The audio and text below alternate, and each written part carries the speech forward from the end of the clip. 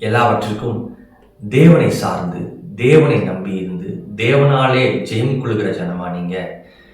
சங்கீதத்தின் புஸ்தகம் 108ஆம் அதிகாரம் 13ஆம் வசனம் இப்படி சொல்லுது, எங்கள் தேவனாலே நாங்கள் பராக்கிரமம் செய்கிறோம், அவர் எங்கள் சத்துருக்களை மிதித்து போடுவார்.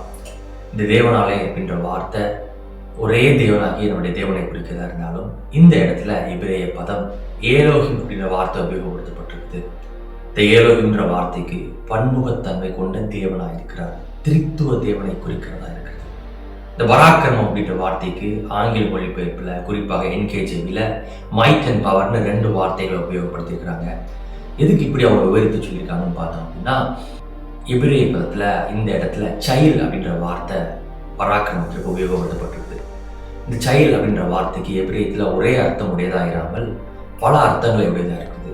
என்னென்ன அர்த்தம்னு சொல்லி பார்த்தோம்னா, பராக்கிரமம், பலம், வல்லமை, பொட்டன்ஷியல், திறன் அதை குறிக்கிறதா இருக்குது. அதோடு சேர்த்து ஆர்மி, சேனை, யுத்த சேனை குறிக்கிறதா இருக்குது. இதோடு சேர்த்து இந்த அர்த்தத்தோடு புதிந்ததாக இந்த வசனத்தை படிக்கிறதா இருந்தால் எப்படி படிக்க முடியும்னா, எங்கள் திரித்துவ தேவனாலே நாங்கள் ஒரு யுத்த சேனையாய் பராக்கிரமம் கொண்டு வல்லமை கொண்டு பலத்தோடு எல்லாவற்றையும் ஜெயம் கொள்ளுகிற திறத்தோடு வருகிறோம்.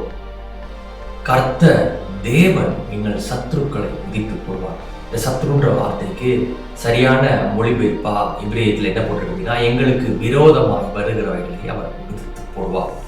இதெல்லாம் உங்களுக்கு விரோதமாய் வருது. வறுமை உங்களுக்கு விரோதமாய் வருதா? வியாதி உங்களுக்கு விரோதமாக வருதா?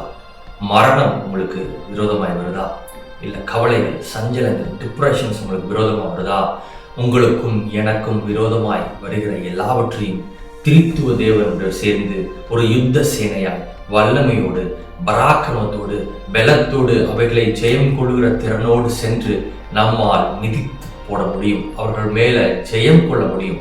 அந்த விரோதியாய் வருகிறவர்கள் மேல நம்மளால வெற்றி சிறக்க முடியுங்க. God bless you.